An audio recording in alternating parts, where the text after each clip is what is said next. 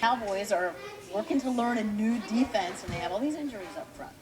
I'm exceptionally concerned. I mean, I look at them right now, and you look at all these injuries. You've changed from a 3-4 to a 4-3, means you need more guys up front on that defensive line from a rotational standpoint. Now Spencer gone, one of their backup guys gone. Jay Ratliff pulled a hamstring and conditioning.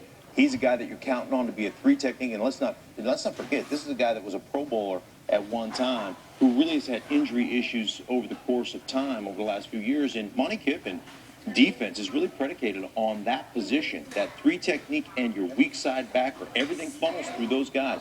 Remember back to the Tampa Bay days with Warren Sapp, with Derek Brooks. That's really who made that defense go, and that's what they're trying to install here. Jay Ratliff, another big question mark. There was a big question about how these defenders would adapt to Monty Kiffin's 4-3 defense. And now, in addition to that question, there's the question of how the depth will hold up. They're saying 2 to 4 weeks on Anthony Spencer's knee surgery. They're saying bone bruise.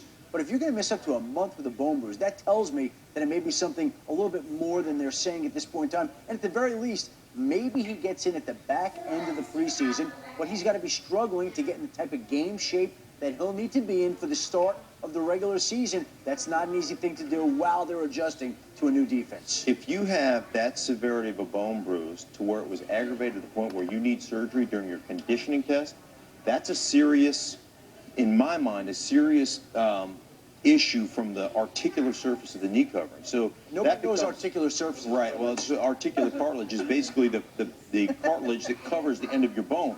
So that to me says that's a serious injury. I've had it many times. It actually ended my career.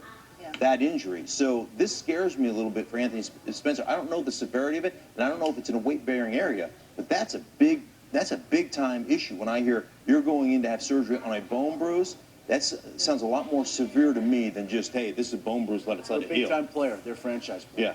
Yeah. Earlier, Dr. Schlereth talked about silver linings for RG3. Maybe there's a silver lining here. Other players get more experience, get more reps, but maybe the flip side of that is more reps for players who aren't used to it, more injuries. Sometimes these things can kind of snowball, too. Let's go on to Kansas